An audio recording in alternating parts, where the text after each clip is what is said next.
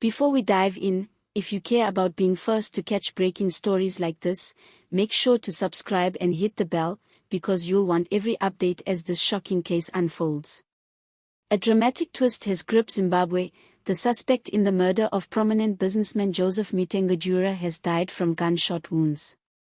The very individual police had apprehended in connection with one of the country's most brazen killings has now become central to a growing swirl of questions, speculation, and confusion. What really happened? And what does this mean for justice in a case already riddled with complexity? The case began on the night of August 17, 2025, when a gang of masked intruders stormed Mutangadura's farm in Ruwa, Harare.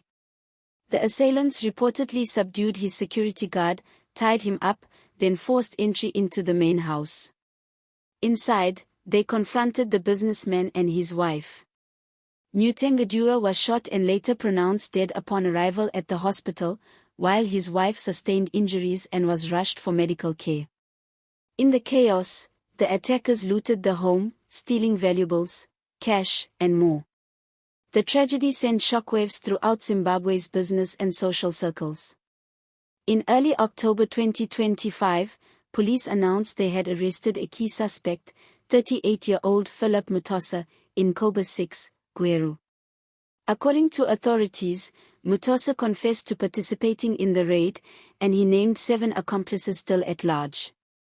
It was a moment many believed brought the case closer to its resolution, and offered hope to the victim's family that justice might be served. But then reality shifted. Reports emerged that during his arrest, Mutosa was shot. He was remanded in custody but under hospital guard, his condition under scrutiny while questions mounted. The timing, circumstances, and cause of the gunshot wounds are under investigation, and at this writing, a fuller autopsy and law enforcement inquiry are expected to shed light on whether his death was self-inflicted, the result of internal conflict, or something more sinister. This latest development raises immediate red flags. When a principal suspect dies in custody, the transparency, chain of custody for evidence, and opportunity for cross-examination all take a hit. Families, police, media and civil rights observers are now pressing for clarity: who fired the fatal shot? Was it law enforcement? Was it a third party? Did something go wrong in the arrest process? Did Mutosa try to resist? Did he try to silence himself? These are the difficult questions now facing the Zimbabwe Republic Police and investigators. Already, the public is demanding answers. Was justice being sabotaged?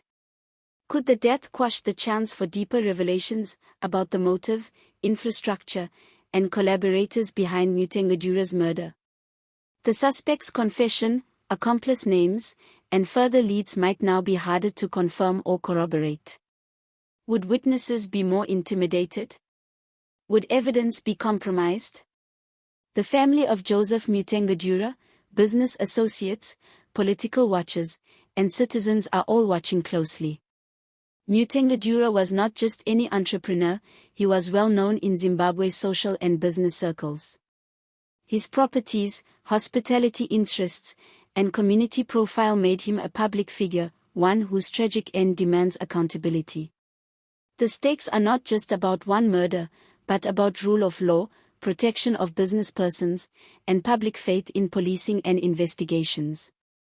If investigators can convincingly map out what led to Mutosa's death, tie loose ends to the original crime, and bring remaining suspects to book, the case could become a landmark in Zimbabwe's legal history.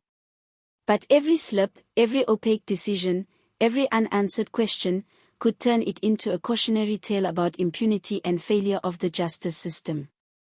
For viewers and citizens, this is a real-life thriller with lives, reputations, and institutions hanging in the balance. We will be following this story closely, from autopsy reports to forensic findings, from statements by police to reactions from Mutangadura's family. Subscribe now, like this video, and turn on notifications so you're the first to see when new evidence emerges or when debate escalates. This is more than a murder case, it's a test of accountability, transparency, and the promise that no one is above the law.